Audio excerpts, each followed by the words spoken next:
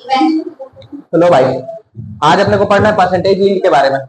ठीक है, यील्ड समझते हो तुम लोग? यील्ड रिएक्शन के बाद प्रोडक्ट जो बनता है ना, उसका यील्ड मतलब जैसे मान लो अगर रिएक्शन बढ़िया से हुआ, एकदम कोई दिक्कत नहीं हुआ है ना, कुछ भी उसका जैसे बताओ मैं तुम लोग। चलो एग्जांपल देखो, यहाँ पर मान लो कोई रिएक्टेंट है ए से मान लो बन रहा है बी प्लस सी, है ना। अब अगर ये ऐसा है, मान लो यहाँ पर कहानी अगर इसके 10 ग्राम की है, ठीक है, ये 10 ग्राम है और ये दोनों मिला के कितना ग्राम बन रहा है? 9 ग्राम।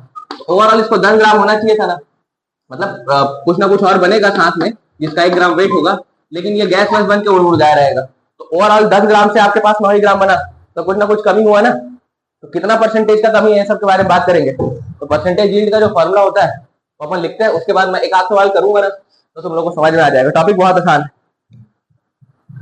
देखो परसेंटेज यील्ड जो होता है ना,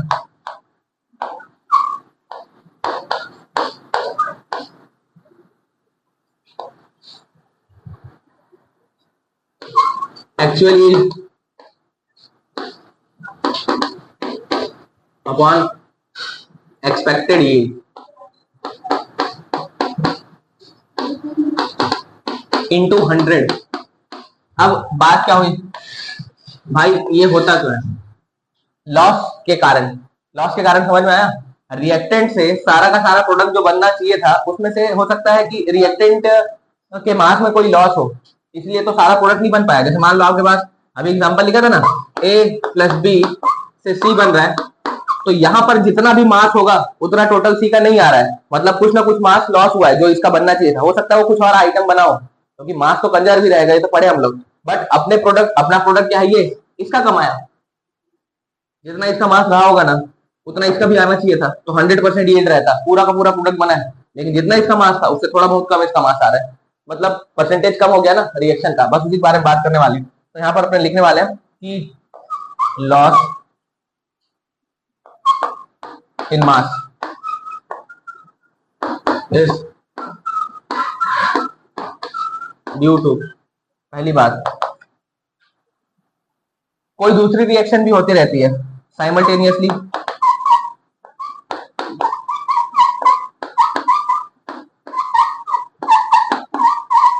other reaction can be occur. मतलब जैसे आपको पता है N2 प्लस H2 से क्या बनता है?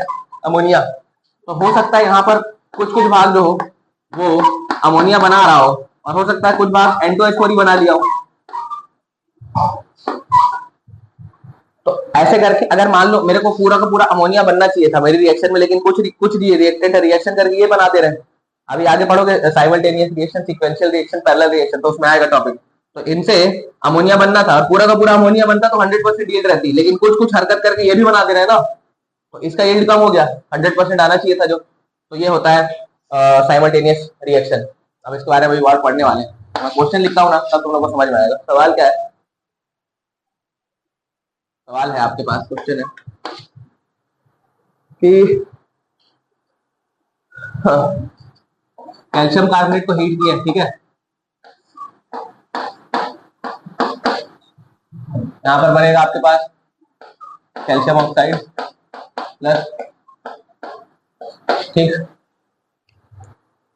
हाँ, ये आपका 20 ग्राम है, इस 20 ग्राम से इसका 5 ग्राम बन रहा है, ठीक है।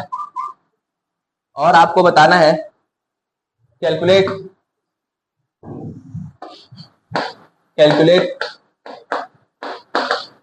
Percentage yield of CO2 form. तो एक सवाल में बना के दिखाता हूँ करना कैसे, उसके बाद दूसरा बनाना। ध्यान से देखना, कैल्शियम कार्बोनेट को हीट किया है, 20 ग्राम से 5 ग्राम हो रहा है, आपको परसेंटेज यील्ड बताना है।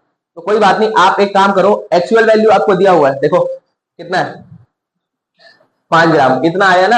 आप एक्सपेक्टेड निकालो। अब सोचो इसके, अपन मास चलते हैं, इसके 100 ग्राम से उसका कितना ग्राम बनना चाहिए था?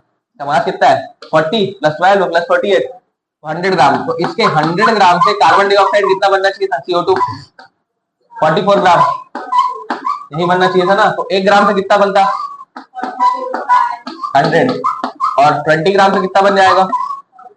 44 अपॉन 100 इंटू 20, तो आप इसको कट करो ये 5 टाइम्स, तो आएगा आपके पास ये 8.8, मतलब इसके 20 ग्राम से कितना बनना चाहिए था, 8.8 ग्राम, पर बना कितना है, 5 ग्राम, 5 ग्राम बना है ना, तो परसेंटेज यील्ड की वैल्यू क्या हो जाएगी, परसेंटेज यील्ड सीधे आएगा आपके पास, बना कितना है 5 ग्राम, बनना कितना चाहिए था 8.8 इंटू 100, तो बस सीधा सीधा सवाल है, सीधे आपके पास आएगा आंसर। ठीक है, चलो निकलो इसको, ले तू पॉज कर दे।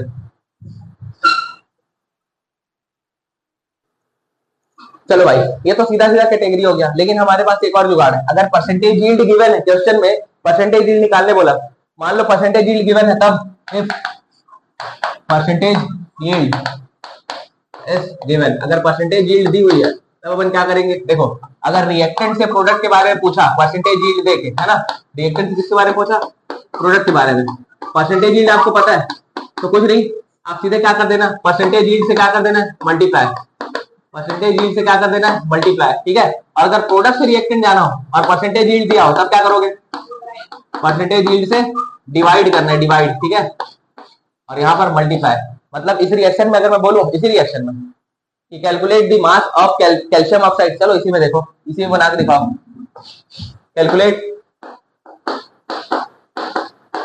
मास ऑफ CO फॉर्म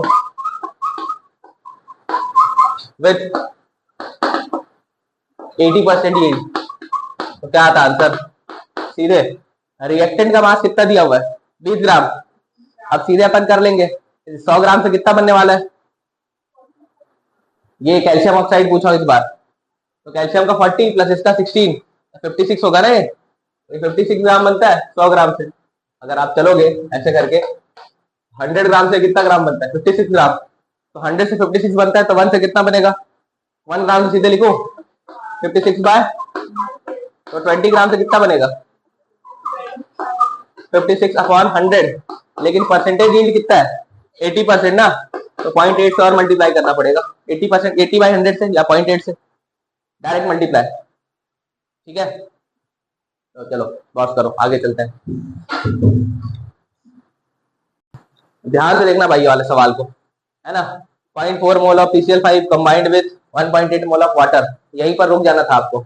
यहाँ पर PCl5 का 0.4 मोल दिया है और वाटर का कितना दिया है 1.8 मोल, मतलब दोनों के बारे में जानकारी है, तो यहाँ पर 0.4 लिख लेते हैं तुरंत, और यहाँ पर कितना लिख लेंगे 1.8, रिएक्शन तो बैलेंस है, दिख रहा होगा कि नहीं है, नहीं है, 3 हाइड्रोजन और ये 1, 4 होना चाहिए, यहाँ पर क्या आएगा 2, जैसे यहाँ 2 लगा है, ऑक्सीजन बैलेंस हुआ क्या, अभी भी नहीं हुआ है, कहाँ पे, यहाँ पर 4 लगाएंगे, वहां पर आपको 2 लगाना पड़ेगा, तब जाके बैलेंस होगा रिएक्शन, पर 2 भी अगर लगाओगे तो 2 3 अच्छे हाइड्रोजन हो जाएगा, और यहाँ पर 4 नहीं 8, और वहां पर क्या है, यहाँ पर अगर आप 5 लगाते हो, यहाँ पर अगर आप 5 लगाते हो तो 5 HCl हो गया, फिर क्लोरीन को भी बैलेंस करना पड़ेगा, हाँ ठीक है कर सकते हैं, लगाना पड़ेगा, पता है क्यों, क्योंकि देखो यहाँ पर क्लोरीन कितना ठो है 5 ठो, यहाँ पर कितना है 5 लगा दिए, जैसे ही 5 लगाए अब आगे बैलेंस करते हैं, अगर आप इसको बैलेंस करोगे क्या, अरे क्लोरीन को बैलेंस करो ना, क्लोरीन को बैलेंस करने के बाद सारी चीजें देखो, क्योंकि यहाँ पर 5 दिख ही नहीं रहा है वहां से, तो 5 तो लगाना ही पड़ेगा, क्लोरीन बैलेंस हुआ, अब देखो फास्फोरस बैलेंस है, हाइड्रोजन यहाँ पर कितना है 3 और 5 8, यहाँ पर क्या लगाना पड़ेगा, जैसे ही 4 लगाए आप, ऑक्सीजन भी बैलेंस हो गया, देखो 4 ऑक्सीजन 4 ऑक्सीजन। अब यहीं से आगे चलते हैं, तो 0.4 मोल 1.8 मोल दोनों के बारे में जानकारी दी है, मतलब सीधे लिमिटिंग रिएजेंट वाला कंसेप्ट लगेगा, क्योंकि दोनों के बारे में आइडिया दिया, तो लिमिटिंग लगाना पड़ेगा, उसके बाद आप आंसर लिख पाओगे। अब ध्यान देखना, लिमिटिंग निकाल के देखते हैं, तो लिमिटिंग अगर मैं निकालूं तो दिख रहा है इसका लिमिटिंग का वैल्यू कहाँ पे निकालू, इधर निकाल लेते हैं, फिर मिटा लेंगे, है ना। 0.4 डिवाइडेड बाई क्या आ जाएगा 1, और 1.8 डिवाइडेड बाई 4, स्टोइकियोमेट्रिक कोएफिशिएंट से डिवाइड करो, तो ये क्या आएगा, तो 0.4 ही है, 1.8 बाई 4 ये कितना आ रहा है 0. पक्का, हाँ वही आएगा 0.45 आ रहा है। अब देखो छोटी वैल्यू कौन सी है, वही वाला, उसी के हिसाब से क्वेश्चन लिखना पड़ेगा। ठीक, अब इसके 1 मोल से पूछा किसके बारे में, इसके बारे में ना, देखो इसके एक मोल से इसका कितना मोल बन रहा है, 5 मोल। तो अगर एक मोल से 5 मोल बन रहा है तो 4 मोल से कितना बनेगा, सीधे बताओ। 5 इंटू 0.4, एक मोल से 5 मोल, तो 0.4 मोल से 5 इंटू 0.4, मतलब कितना मोल हो गया, 2 मोल बन रहा है। अब बताओ एक मोल का मास कितना होता है HCl का, HCl के एक मोल का मास 36.5, क्योंकि 35.5 क्लोरीन का और हाइड्रोजन का 1, तो 36.5 अगर आपके पास मास हो रहा है एक मोल का, तो 2 मोल का मास कितना हो जाएगा, 2 इंटू, मतलब कितना आएगा, 7 दूनी 72 और 1 73, 73 हुआ ना। तो इसका मास कितना आ रहा है आपके पास, 73 ग्राम। आना कितना चाहिए था बोल रहा है ये, देखो ये इतना आना चाहिए था, आया कितना बोल रहा है, 65.7। तो क्वेश्चन तो हो गया ना सॉल्व। 73 अपॉन, उल्टा लिख रहा हूँ, आया कितना है 65.7। एक्चुअल वैल्यू ये हुई, एक्सपेक्टेड कितना है आपको 73, इंटू क्या करोगे, तो यहाँ से सॉल्व हो गया ना, वैसे बनाना था इसको। चलो ये वाला क्वेश्चन को ट्राई करो, चलो ध्यान दो, बहुत मस्त चीज है, सीधी सीधी सी बात है। देखो सबसे पहले तो आपको रिएक्शन लिखना पड़ेगा, किसकी रिएक्शन है बोल रहा है, in certain operation 285 gram of TiCl4 is reacted with 96 gram of magnesium, है ना। ठीक है, तो मैग्नीशियम के साथ रिएक्शन लिखते हैं, मैग्नीशियम प्लस TiCl4 से क्या बनेगा आपके पास, डिस्प्लेस हो जाएगा, मैग्नीशियम क्लोराइड बन जाएगा, और साथ में अलग हो जाएगा आपके पास टाइटेनियम। रिएक्शन बैलेंस करते हैं, यहाँ 2 लगाना पड़ेगा, यहाँ पर 2, अब हुआ बैलेंस। अब देखते हैं, मोल मोल दिख रहा है, 2 मोल से 1 मोल रिएक्ट कर रहा है, तो 2 मोल इसका बन रहा है और 1 मोल उसका। ठीक, मास कितना दिया हुआ है, इसका मास दिया हुआ आपके पास 285 ग्राम, लिख लो 285। इसका मास कितना दिया हुआ आपके पास 96, मोल बनाओ, given mass upon molar mass, इसका मोलर मास कितना आएगा TiCl4 का 190, टाइटेनियम का 48 प्लस 35 इंटू 4, 35.5 इंटू 4, तो ये आएगा 190, और ये कितना होगा, given mass 96, molar mass magnesium का 24, तो ये आ रहा है आपके पास 4 मोल, और ये कितना आ रहा है 1.5। लिमिटिंग रिएजेंट निकालते हैं, तो 4 डिवाइडेड बाई 2, और ये 1.5 डिवाइडेड बाई 1, छोटा वैल्यू ये है, तो लिमिटिंग ये है, इसके हिसाब से आंसर लिखते हैं। इसके एक मोल से इसका एक मोल बन रहा है कि नहीं टाइटेनियम का, तो 1.5 मोल से कितना बनेगा 1.5 मोल टाइटेनियम का। अब टाइटेनियम के एक मोल का मास कितना दिया है 48, एक मोल का मास 48, तो 1.5 मोल का मास कितना हो जाएगा 1.5 इंटू, और ये वैल्यू कितनी आएगी 15, हाँ, तो ये आ जाएगा आपके पास 72। अब ध्यान देना, अगर ये 72 आया है तो आपको परसेंटेज यील्ड निकालना है, तो परसेंटेज यील्ड सीधे सीधे आ जाएगा क्या, actual upon expected. Actual value कितनी है 32 ग्राम, एक्सपेक्टेड वैल्यू कितनी है इंटू, तो ये आ गया आंसर। चलो इसको बनाओ, पॉज कर दो। चलो भाई देखो, सीधा सा क्वेश्चन है, सबसे पहले तो रिएक्शन को बैलेंस करना पड़ेगा, ध्यान ही दिख रहा है आपको। तो यहाँ पर अगर मैं ऑक्सीजन की बात करूं, तो यहाँ पर मेरे को 3 लगाना पड़ेगा, जैसे ही 3 लगाया यहाँ पर 2 लगाना पड़ेगा, 2 जैसे ही लगाया तो यहाँ पर भी 2 करना पड़ेगा। ठीक, रिएक्शन हो गई बैलेंस। अब बताओ जानकारी किसके बारे में दिया है, प्रोडक्ट के बारे में। तो इसका मास कितना दिया हुआ है 1.49, ये उसका गिवन मास, मोलर मास निकालोगे कितना आएगा, इसका कितना है पोटेशियम का 39, 39 प्लस 35.5 कितना आ रहा है 74.5, इसको डिवाइड करोगे कितना आएगा 0.2 नहीं 0.02, देखो डिवाइड करोगे तो 0.02 ना, तो इसको डिवाइड करने पर वैल्यू कितनी आ रही है 0.02। समझ में आया कि नहीं, मोल बनाया हो मोल, लिमिटिंग लगाना पड़ेगा क्या, यहाँ पे जरूरत नहीं है, एक ही तो रिएक्टेंट है, डिकम्पोजिशन में जरूरत भी नहीं पड़ता वैसे उतना।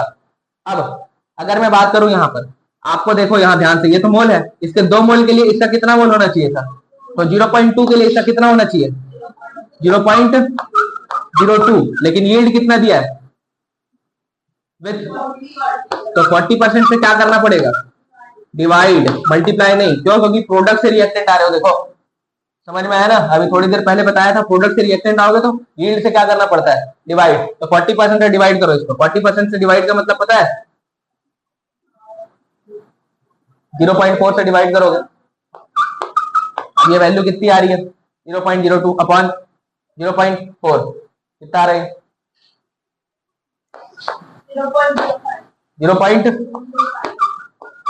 0.05, ये आई वैल्यू। तो ये क्या आया, मास, मोल क्या आया, ये मोल आया है 40% से। अब अगर ये मोल आ गया, आपको क्या पूछा है, मास। एक मोल का मास कितना है KClO3 का,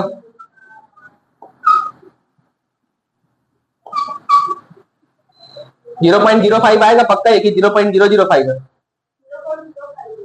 0.02 डिवाइडेड बाई 0.4 तो 4 आएगा।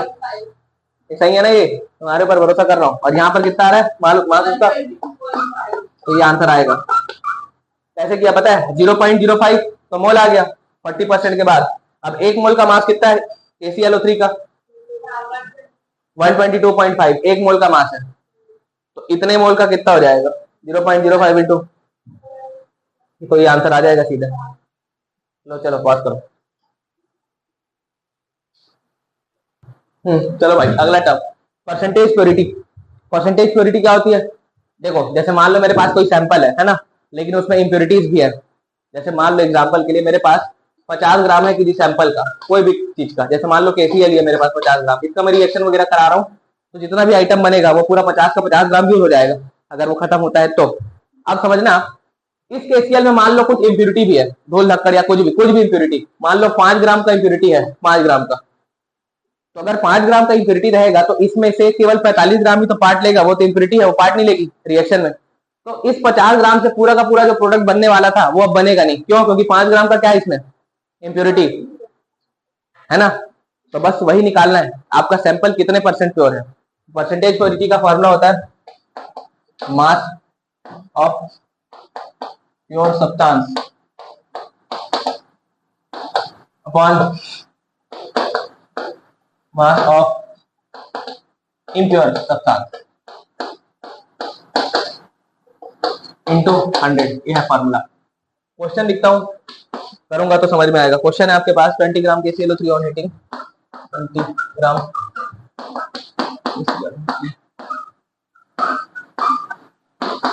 ऑन हीटिंग गिव 7.45 ग्राम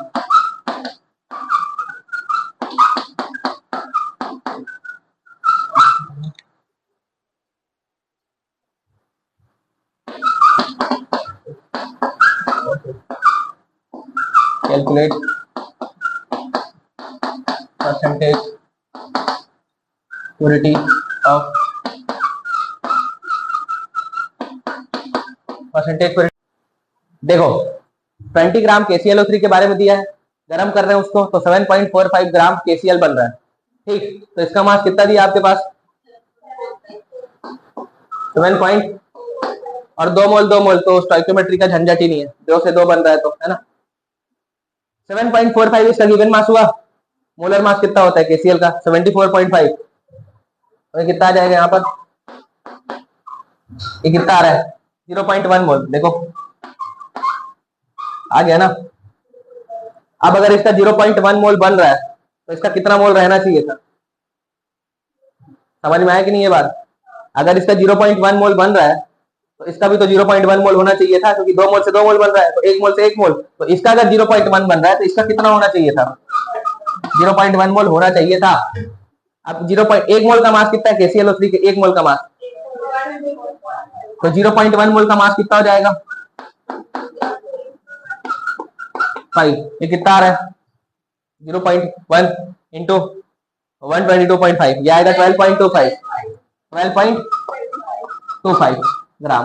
मतलब अगर आपको ये 0.1 मोल मतलब 7.45 ग्राम चाहिए, तो इसका कितना ग्राम होना चाहिए, 12.25 ग्राम होना चाहिए, इतना होना चाहिए था ना।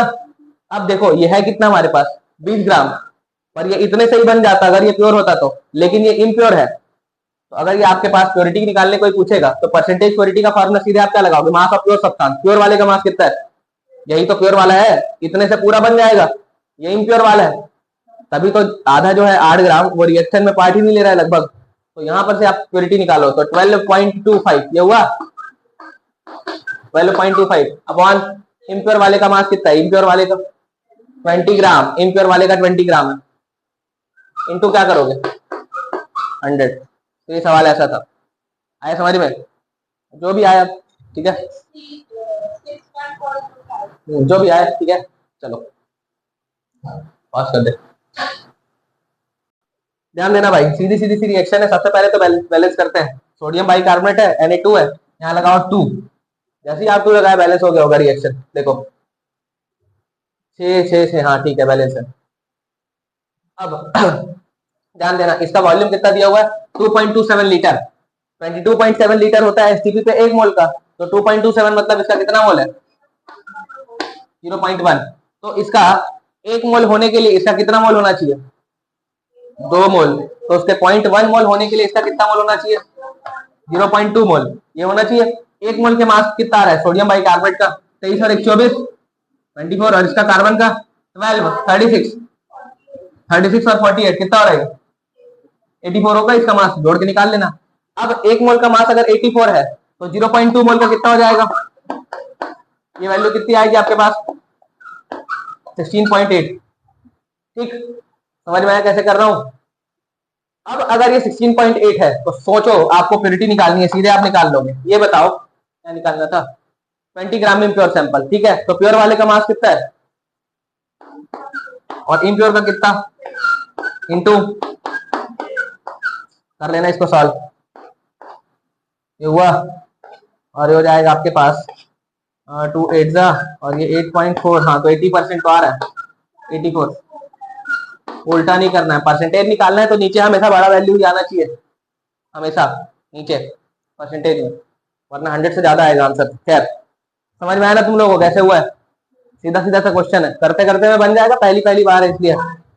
इसको देखो 20 gram sample of 90% pure calcium carbonate. हाँ तो ये तो पहले ही प्योरिटी दे दिया, ठीक है। कैल्शियम कार्बोनेट को हीट करो, क्या बनेगा, कैल्शियम ऑक्साइड प्लस।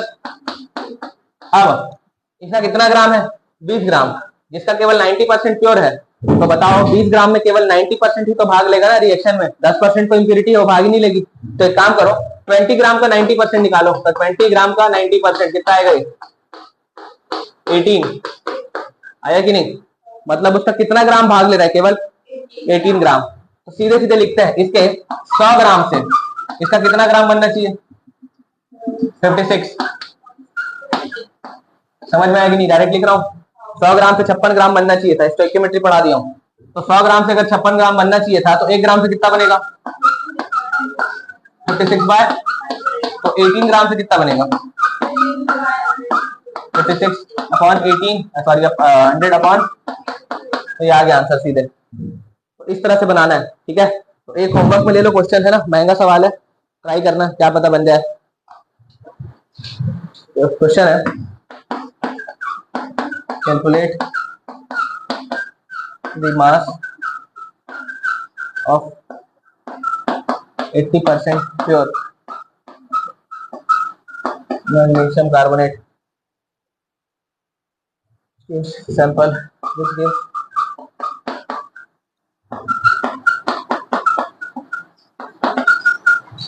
कितना दे रहा है वो, 8 ग्राम mg ऑन हीटिंग।